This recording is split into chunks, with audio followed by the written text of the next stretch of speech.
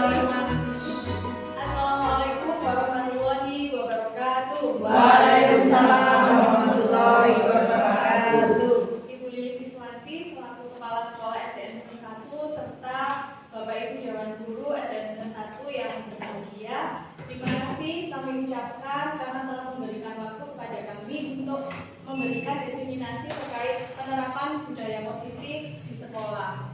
Untuk beberapa menit ke depan, apa itu konsekuensi kita akan pelajari hari ini. Baik, Bapak Ibu Guru yang saya hormati, mungkin untuk slide selanjutnya di sini kami akan menampilkan tentang konsep budaya positif.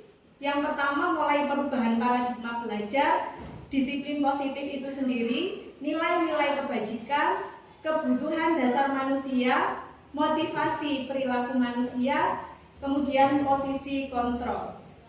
Ibu, pembelajaran dengan paradigma baru merupakan pembelajaran yang dirancang dengan prinsip berdiferensiasi sehingga para peserta didik belajar sesuai kebutuhannya. Nah, kebutuhan manusia itu sebenarnya ada 5 kebutuhan dasar. 5 kebutuhan dasar manusia mungkin sudah ada yang pernah ini, Bapak Ibu, pernah mendengar apa saja? Monggo. Ada yang bisa menyebutkan salah satunya? Aktualisasi diri. Aktualisasi diri. Oke, terus apa lagi?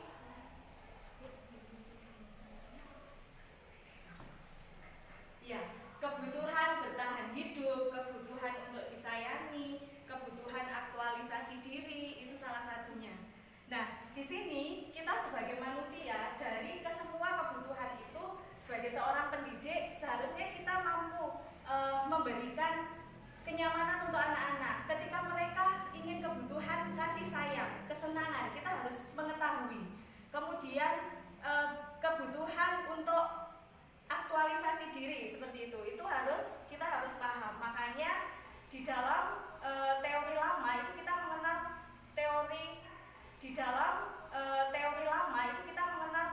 teori stimulus dan respon. Nah, dengan adanya stimulus dan respon itu, ketika memang anak kita misalnya di kelas mengganggu, itu merupakan stimulusnya. Responnya guru biasanya cenderung untuk melarang begitu. Padahal sebenarnya yang harus kita tanamkan untuk anak-anak itu adalah kontrol diri. Nah, untuk sampai pada tahapan kontrol diri itu kita memerlukan beberapa informasi yang mana dengan itu kita bisa menerapkan seperti itu. Ini konsepsi teori kontrol. Nah, ilusi guru mengontrol murid bahwa semua penguatan positif, efektif dan bermanfaat.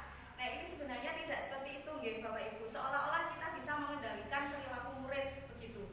Padahal mereka itu punya kebutuhan sendiri. Setiap orang punya tujuan begitu. Kemudian apa yang harus kita lakukan? Kita harus mengarahkan tujuan yang ingin dicapai oleh anak-anak. Anak-anak ingin having fun, bercanda sama temannya begitu. Kemudian kita larang. Tidak seperti itu. Kita tanyakan dulu ke mereka, apa maksud dan tujuan mereka bercanda. Oh, ternyata pada saat itu memang mereka itu sudah bosan dengan materi dan sebagainya, dan kita perlu speaking di kelas. Nah, nanti akan seperti itu arahnya. Itu nggih. Kemudian ilusi orang dewasa berhak memaksa. Ilusi membuat rasa bersalah kita anggap mampu menguatkan karakter begitu nggih. Padahal sejatinya tidak seperti itu. Gitu. Karena tadi setiap anak punya tujuan, kemudian punya kebutuhan untuk dipahami, maka tidak boleh kemudian kita membuat anak-anak itu ketika melakukan sesuatu yang dalam tanda kutip kita bisa kita anggap bersalah, itu tidak seperti itu. Tapi bagaimana kemudian kita menggali karakter dan keyakinannya, mengapa mereka melakukan itu seperti itu. Nah, ini yang tadi saya sampaikan, mengubah paradigma stimulus dan respon ke pendekatan teori kontrol. Stimulus respon, realitas kebutuhan kita sama. Kita anggap semua orang kebutuhannya sama. Faktanya sedang punya kebutuhan yang berbeda. Kemudian semua orang melihat hal yang sama, perspektif yang sama, pandangan yang sama. Faktanya setiap orang memiliki gambaran yang berbeda, melihat dari sisi yang berbeda. Kemudian kita mencoba kita berusaha memahami pandangan orang lain tentang dunia. Perilaku buruk dilihat sebagai suatu kesalahan. Semua perilaku memiliki tujuan. Orang lain bisa mengontrol saya, hanya Anda yang bisa mengontrol diri Anda. Saya bisa mengontrol orang lain, Anda tidak bisa mengontrol orang lain. Pemaksaan ada pada saat bujukan gagal. Kolaborasi dan konsensus menciptakan pilihan-pilihan baru. Model berpikir menang kalah. Model berpikir menang-menang. Jadi semua orang kita anggap setara, tidak ada pihak yang lebih dominan ataupun yang kurang atau minor. Tapi semuanya sama, posisinya sama. Hanya kemudian bagaimana kita mengontrol perilaku-perilaku kita menjadi keyakinan yang di sana dianggap sebagai suatu kebajikan yang sifatnya adalah universal. Berani kayak yang tadi dicontohkan oleh Bu Aziza, berani itu salah satu nilai universal. Tapi kita harus memahamkan anak-anak berani dalam konteks apa, berani dalam hal apa, seperti itu. Jujur termasuk nilai universal. Kemudian menghormati orang, empati, tolong menolong. Nah, itu hal-hal yang di sana adalah kebajikan yang nilainya universal. Tidak ada satupun manusia yang mengingkari bahwa itu suatu kebaikan. Nah, berikutnya rasa hormat, integritas, mandiri, menghargai, dapat dipercaya dan sebagainya. Ini nilai-nilai kebajikan yang mestinya anak-anak kita tanamkan. Nah, ini kebutuhan dasar yang tadi. Kebutuhan dasar manusia adalah segala sesuatu yang kita lakukan untuk mendapatkan yang kita inginkan. Seluruh tindakan yang kita lakukan memiliki tujuan tertentu dan semua usaha terbaik yang kita lakukan adalah dalam rangka agar kebutuhan dasar kita terpenuhi. Next. Nah, ini 5 kebutuhan dasar manusia: bertahan hidup, kasih sayang, penguasaan, kebebasan, dan kesenangan. Nah, tadi yang disebutkan oleh Humus, aktualisasi diri, berarti dia masuk di mana kira-kira Bapak Ibu? Kasih sayang dan rasa diterima. Kasih sayang dan rasa diterima, bukan penguasaan, karena ini ingin menunjukkan siapa saya, gitu nggih? Siapa saya? Oh, saya Diakui. iya, ingin diakui, seperti itu. Kemudian anak-anak yang cenderung ketika di kelas, misalnya mereka sukanya rame sendiri dan sebagainya, cenderung yang mana Bapak Ibu?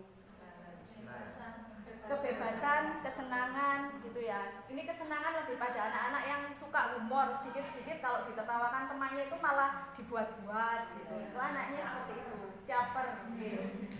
Kemudian bertahan hidup. Nah, ini wajib kebutuhan jasmani harus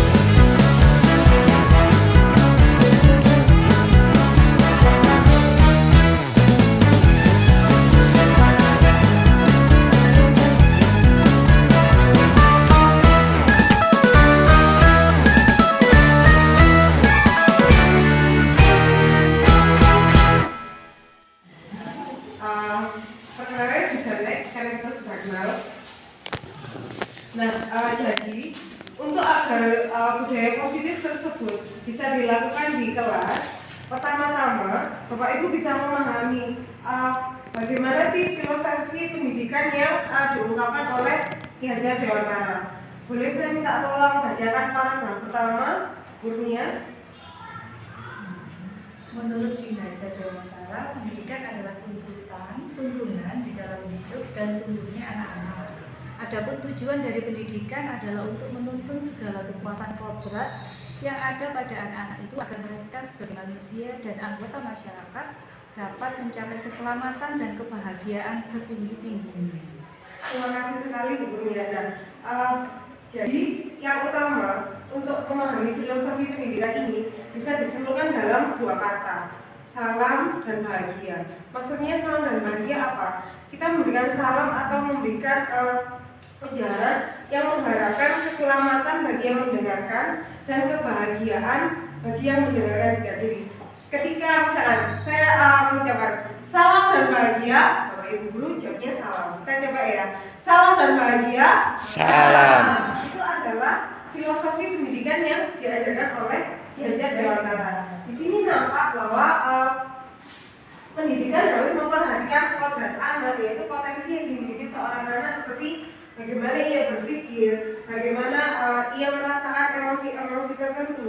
Misalkan yang di kelas nampaknya ia selalu rame, ketika kita gali lagi potensi emosinya, ternyata dia memiliki sifat yaitu empati sama teman, mau memperhatikan teman. Jadi dia khawatir misalnya kalau temannya nggak bisa, dia membantu. Dia dari depan dari kacamata seorang guru itu nampak bahwa dia rapi. Padahal ketika kita gali atau kita dekati lagi ternyata dia sedang membantu temannya dan lain hal. Dan seperti itu bisa dilihatnya. Nah, ketika kita melakukan pendidikan sesuai dengan filosofi Ki Hajar Dewantara menuntun sesuai kodrat anak, kita memfasilitasi mereka. Jadi pembelajarannya bisa beragam. Misalkan saya menjelaskan di awal sedikit saja, lalu mereka langsung praktek sesuai dengan apa yang mereka pahami. Misalkan ketika belajar tentang simbol Pancasila, sila ke-1, sila kedua dan selanjutnya. Kalau hanya berupa hafalan, hanya akan melekat misalkan 1 atau 2 hari. Tapi ketika mereka melibatkan motoriknya, karena mereka anak kelas rendah, kelas 1 dan misalnya kelas 2 juga bisa dipakai, itu mereka jadi mengingat, oh sila ketiga itu lambangnya misalnya pohon beringin, karena mereka pernah membuat bentuknya sedikit-sedikit, mereka membentuk melalui lapisin pohon itu seperti ini, batangnya seperti ini, disesuaikan dengan apa yang mereka pelajari sebelumnya. Lalu ketika mereka belajar hitungan 5 tambah 4 misalkan sama dengan 9, kalau hanya belajar seperti itu mungkin sedikit kurang berkesan bagi mereka. Coba kita tingkatkan lagi seperti ini. Misalkan 5 tambah 4 hasilnya blue. Berarti ketika digambar ada angka 9 diwarnai pakai warna apa? Biru. Warna biru seperti itu. Jadi itu bisa jadi langsung matematikanya dapat, seni budayanya dapat, bahasa Inggrisnya juga dapat. Lalu sisa waktunya digunakan untuk apa? Sisa waktunya digunakan untuk pengembangan materi yang lebih lanjut. Jadi misalkan sehari itu anak-anak di kelas belajar matematika, bahasa Inggris dan seni budaya. Nanti sisa waktunya bisa kita gunakan untuk misalkan anak yang belum terlalu bisa kita tingkatkan lagi, anak yang sudah bisa belajar kosakata yang baru dan lain hal sesuai dengan apa yang mereka inginkan. Nah, ini disiplin positif mungkin sudah banyak yang dengar ya. Tapi dari ada yang belum disampaikan tadi adalah seperti ini. Pendekatan disiplin positif bukan mengenai anaknya secara langsung, tapi bagaimana kita sebagai orang dewasa bisa menekankan kepada mereka. Misalkan kalau yang sudah terjadi di kita ya, ketika anak-anak dari lapangan mau masuk kelas, hei jangan berlari, kira-kira ini kata-kata yang pertama. Lalu kata-kata yang kedua, nak berjalan saja. Kira-kira yang mana yang akan ditaati? 1 atau 2? 2. Karena mereka menggunakan kalimat yang positif. Jangan lari, Ya mereka malah melakukan kata kerja yang didengarkan. Kata kerja yang didengarkan lari, ya mereka berlari. Tapi ketika berjalan, nah itu yang didengar. Jadi fokus pada kata kerjanya, bukan fokus pada kalimat negatif. Fokus pada kata kerjanya dan pilih kalimat yang bernuansa positif. Jadi menghindari kalimat tidak, jangan, tidak boleh. Kira ada saran lagi boleh katakan dia biasanya menggunakan kata apa? Yang biasanya Iya. kalau dilarang. Oke. Oh dilarang, tadi tidak ya? Tadi untuk mengalihkan dilarang apa? Silakan. Lalu kalau itu boleh.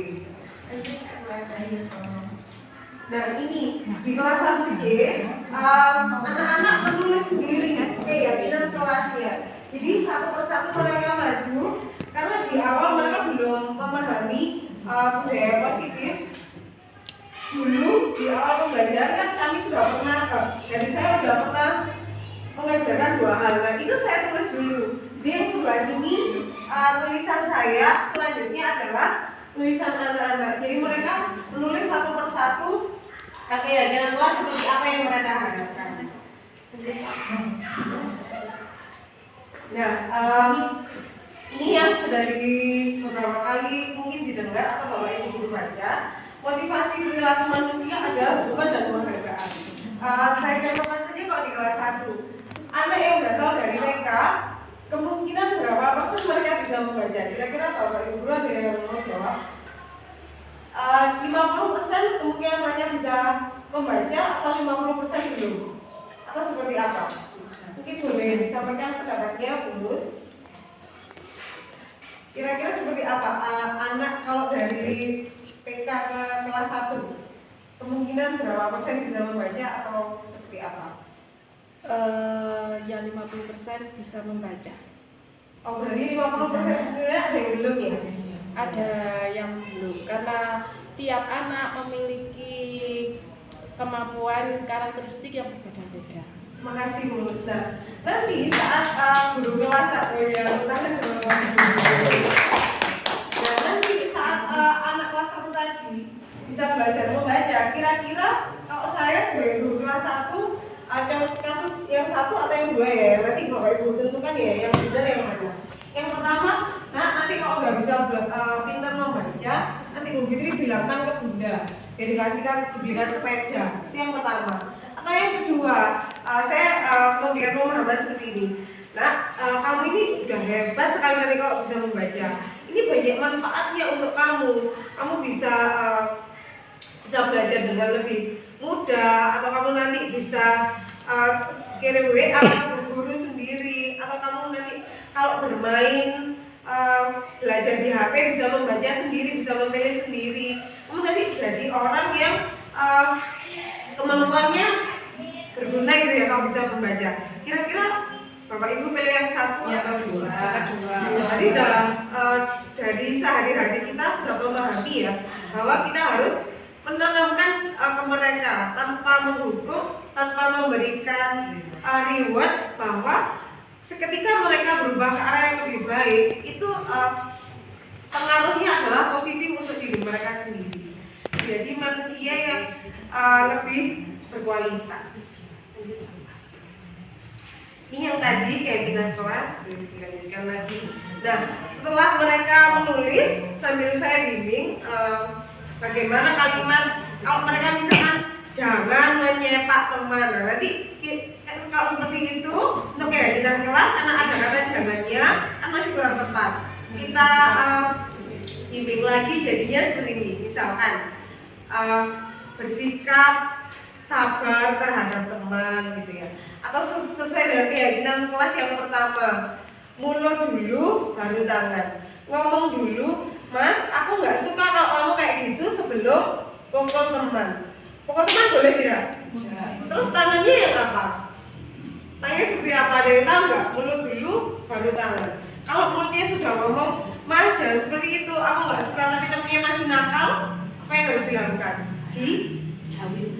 Betul sekali Bu Novi, dijauhin. Jadi maksudnya mulut dulu baru tangan itu diomongi dulu, kalau nggak bisa ditolong atau dijawab. Colek, boleh.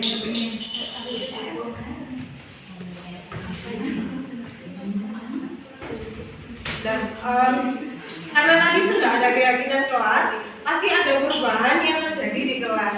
Nah, keyakinan kelas yang berupa menghargai lingkungan sekitar, peduli lingkungan sekitar, itu kita tampakkan pada mereka membersihkan alat makannya sendiri, menata sepatu atau setelah mereka sholat, bagaimana mereka melipat mukena, lalu juga menata gelas-gelas yang mereka pakai. Tujuannya apa?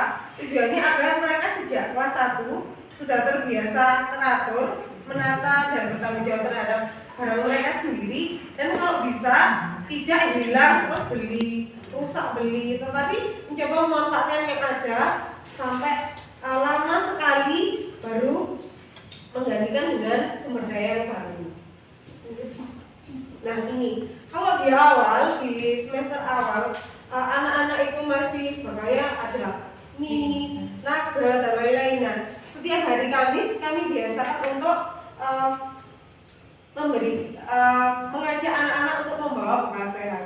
Ini ya, bisa nampak bekalnya anak-anak itu sudah jauh berbeda dari awalnya. Dan yang paling menjadi wajib untuk dibawa ya adalah seratnya, karena mereka jarang makan buah dan sayur. Kalau sebelumnya di rumah mereka nggak mau makan, karena mungkin setiap hari dibawakan. Entah itu kondisi uang jajannya tidak cukup atau mereka masih lapar, mau tidak mau mereka pasti coba. Nah, karena dilakukan dan kontinu selama beberapa minggu, akhirnya akan memprakarsai perubahan baru. Mereka bisa menjadi anak yang mau makan buah dan sayur. Terima kasih Pak Eman. Satu lagi, saya akan menampilkan prakteknya saat saya melakukan segitiga restitusi. Mungkin Hari kita takon itu, ajak sembahyang. Saya Kristen Pak. Monggo.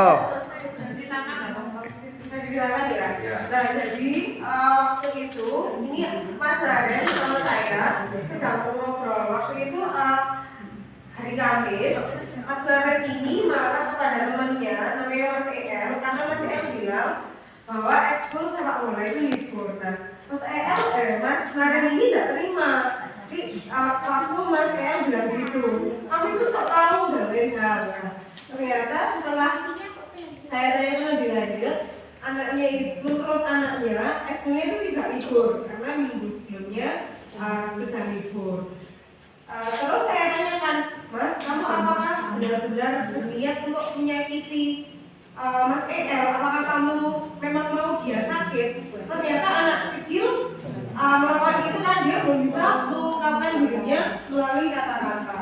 Tapi dilihat kembali, harusnya seperti apa? Harusnya ngungkap dulu, lalu tangan makanya dia waktu ngobrol sama saya sambil itu mempraktekkan apa itu minum dulu baru tangan. Kayaknya Bapak Ibu.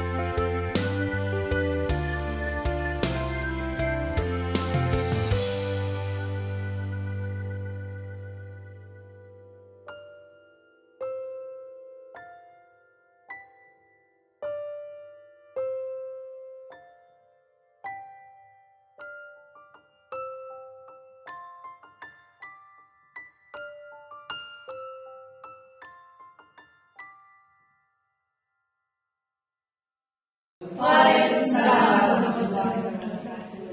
Terima kasih Bapak Ibu yang sabar-sabar. Saya akan melanjutkan tentang apa sih itu restitusi. Tadi sudah kita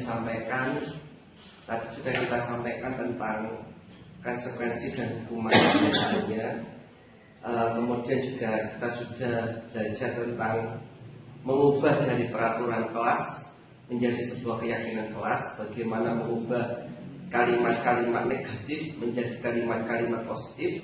Kemudian dari kalimat-kalimat positif itu kita ambil nilai-nilai luhurnya menjadi nilai-nilai keyakinan kelas. Nah, sekarang kita akan belajar. Kalau misalkan biasanya kita itu saya dulu waktu sekolah itu seringkali dihukum oleh guru saya. Utamanya waktu itu ketika pelajaran PJOK dan matematika. Nah, seringkali itu Pak guru saya itu menyuruh saya ke depan untuk mengerjakan tugas di papan matematika. Kalau nggak bisa berdiri dengan satu kaki.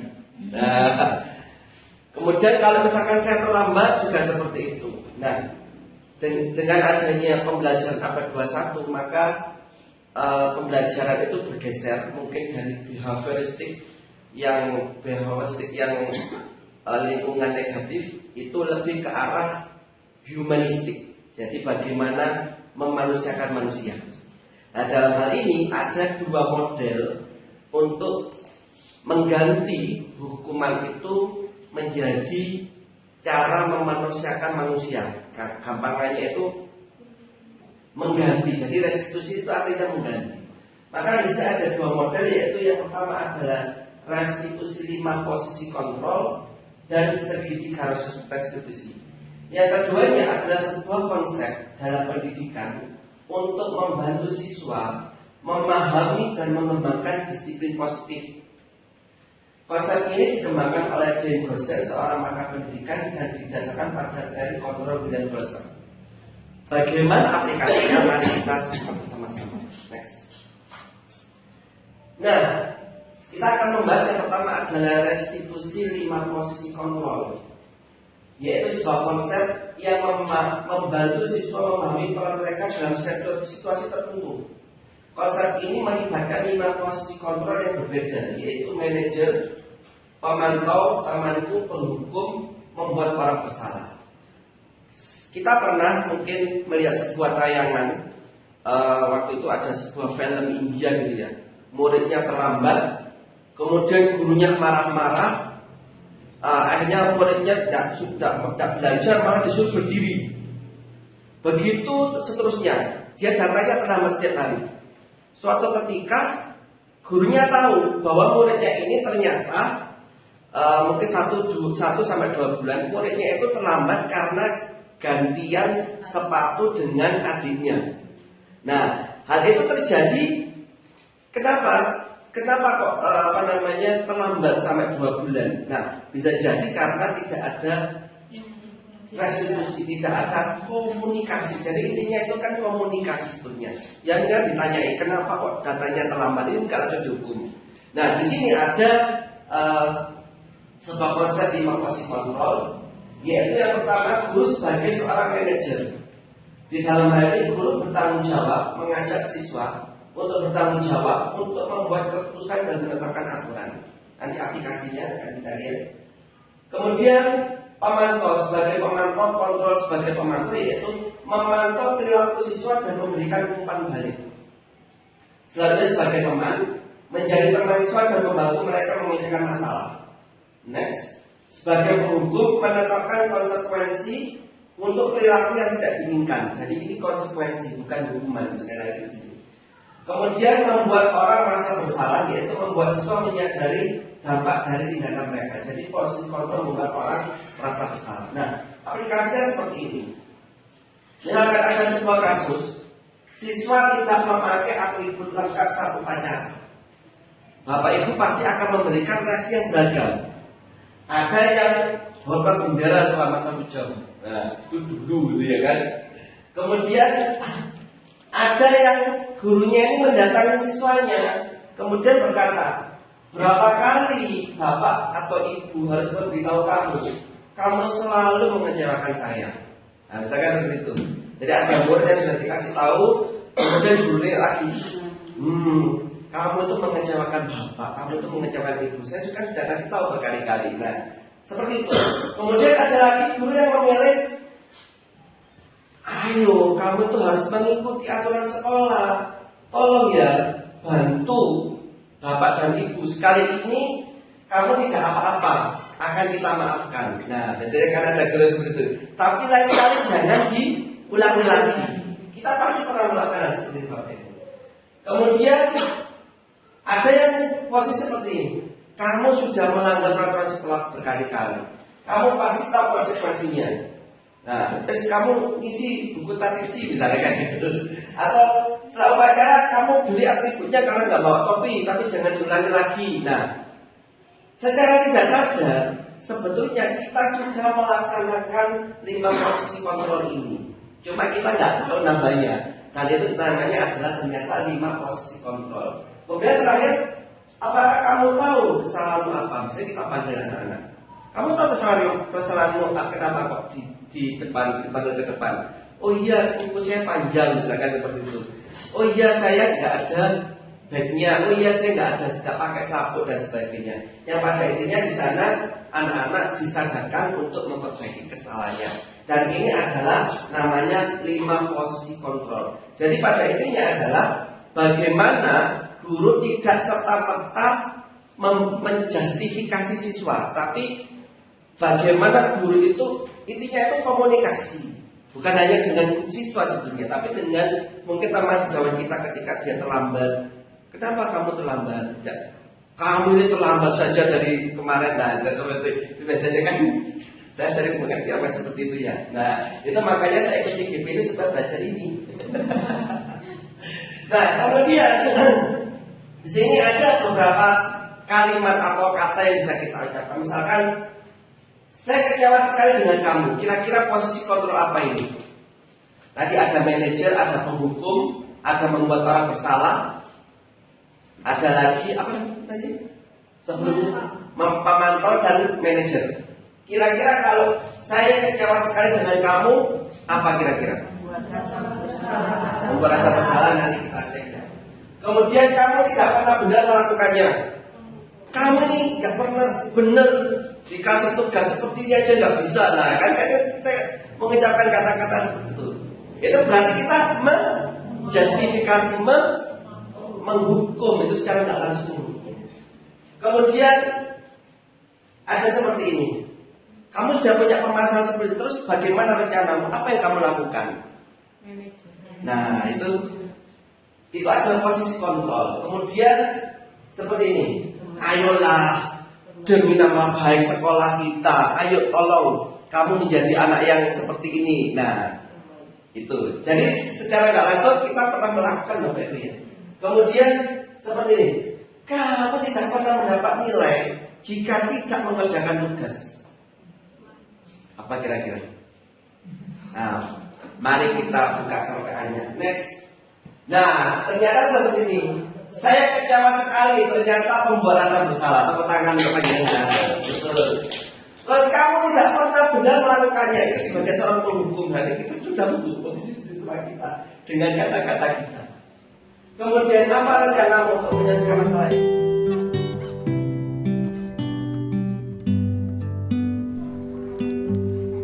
Baik, assalamualaikum warahmatullahi wabarakatuh.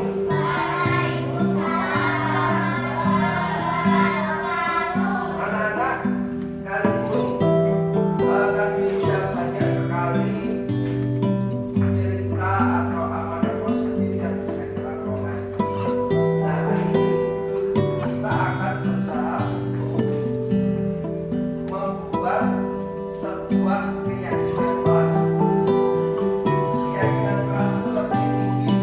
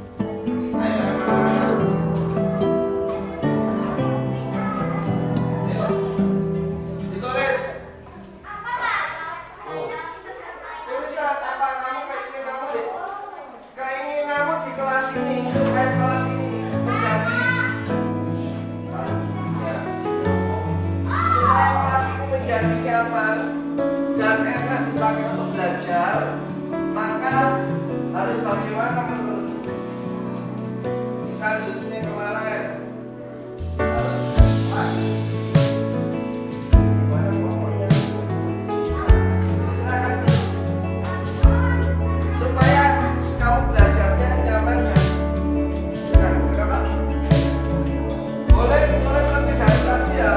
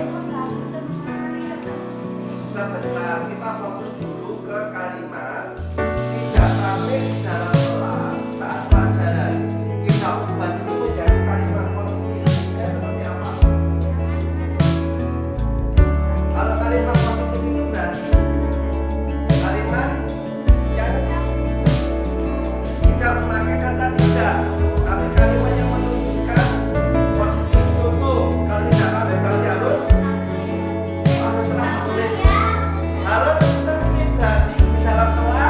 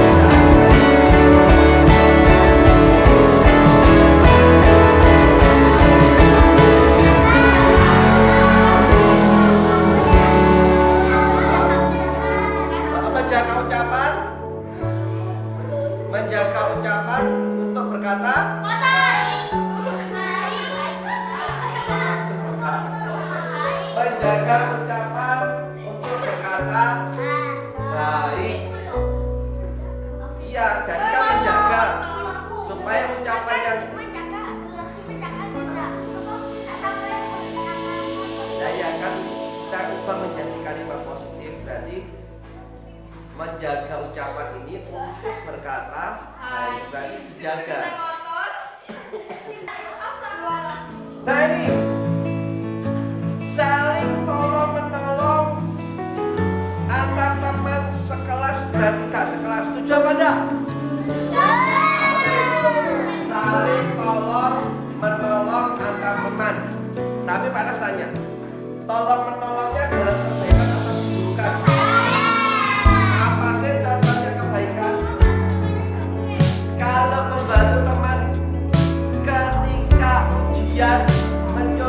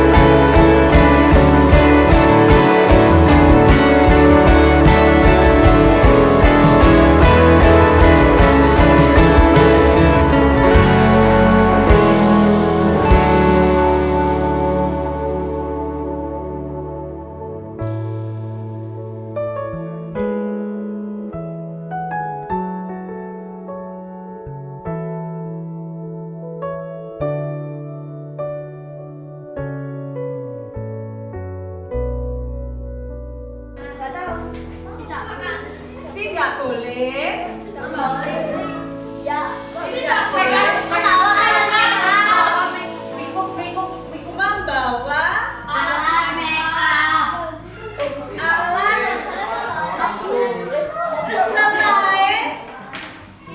peralatan sekolah. Gitu ya?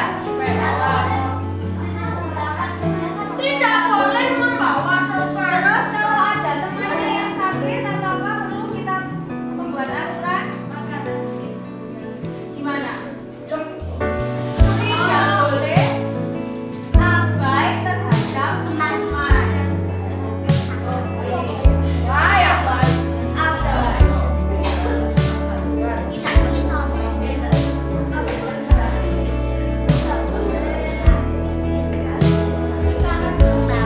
Yuk, satu lagi.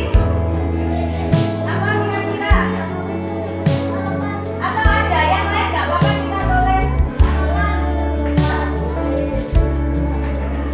Makan saat istirahat apa? Tidak boleh ngomong jorok itu masuk. Tidak boleh biasa. Apa lagi? Tidak boleh main HP. Tidak boleh main HP saat berarti itu masuk mana? Tidak boleh main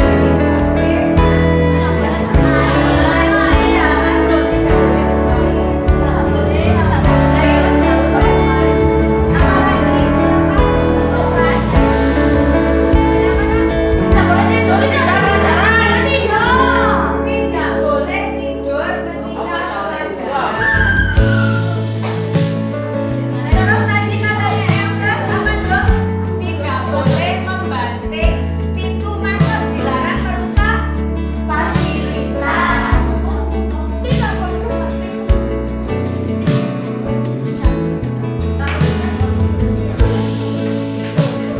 Tidak boleh bertengkar tadi sudah belum? Oh, ini kita masukkan sini ya.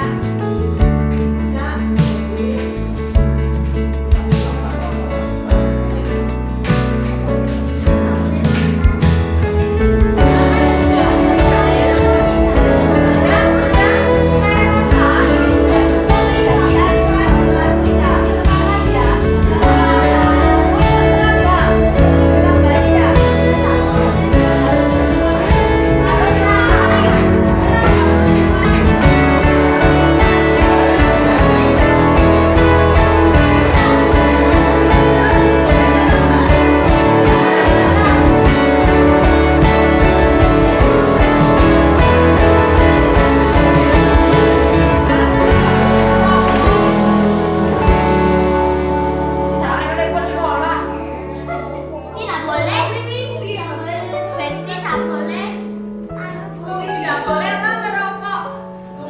Iya. Tapi ini di kelas anak-anak. Ini di kelas. Nanti itu kita buat membuat keyakinan sekolah ya. Tidak boleh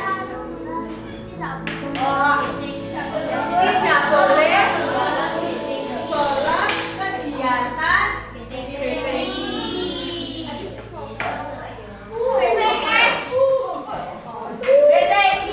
dan ekstra ya.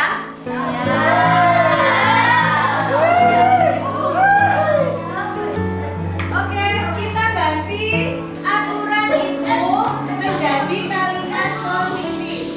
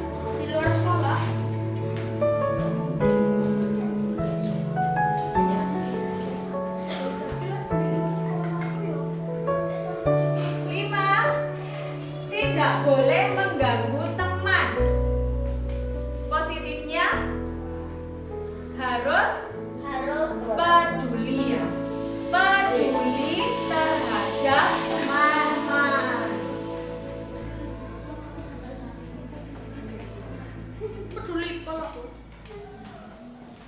Apa meneh nang ngebar? Oke, 6. Tidak boleh membuang sampah sembarangan.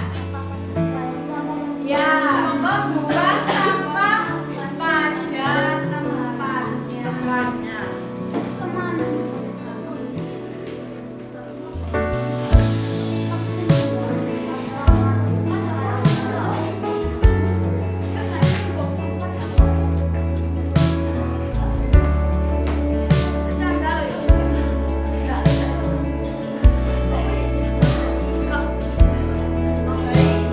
Tidak boleh kabur saat tiket. Ya, melaksanakan tiket.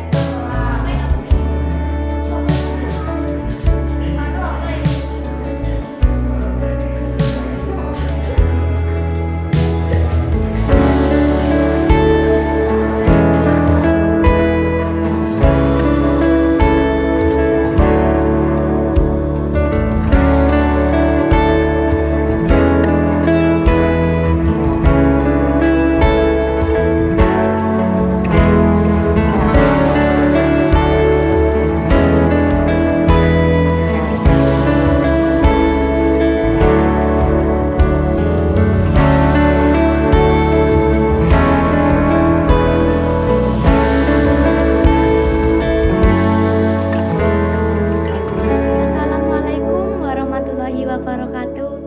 Halo